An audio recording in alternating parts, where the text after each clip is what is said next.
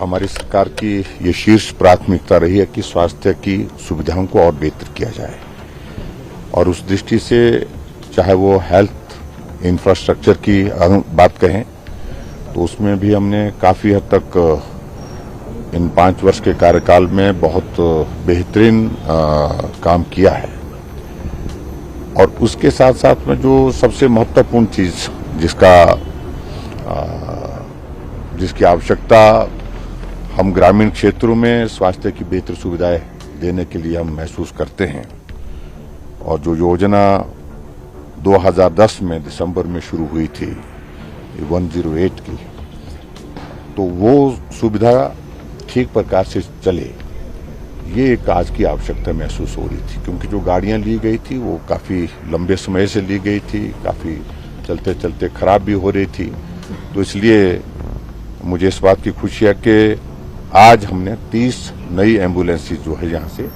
रवाना की है और उस तरह से अब कुल मिलाकर के इसकी जो संख्या जो है हमारे हिमाचल प्रदेश में 248 टोटल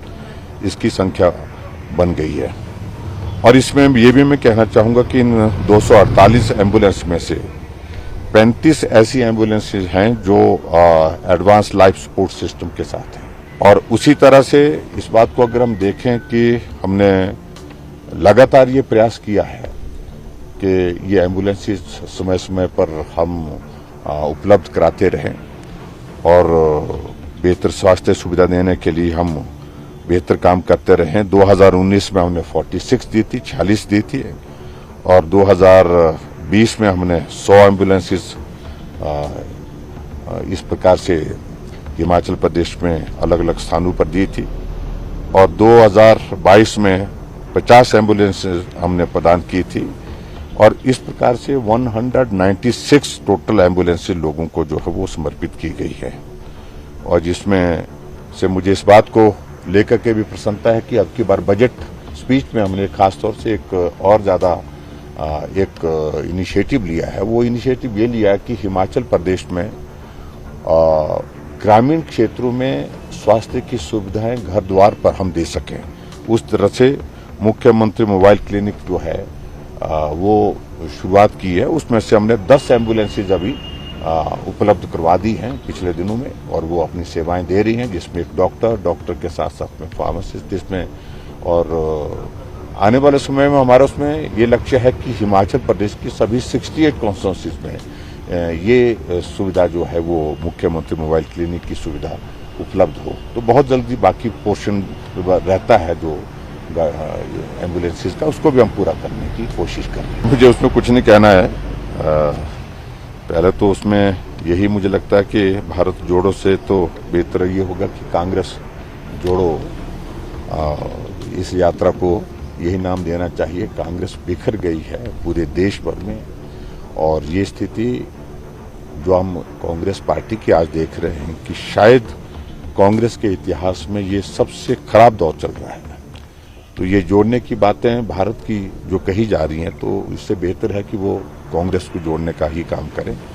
भारत जुड़ा हुआ है, मजबूती के साथ जुड़ा हुआ है, मजबूत नेतृत्व के साथ जुड़ा हुआ है। लगातार भारत आगे बढ़ रहा है और भारत को आगे बढ़ाने के लिए हम सब लोगों को आदरणीय प्रधानमंत्री नरेंद्र भाई मोदी जी के साथ खड़े होकर के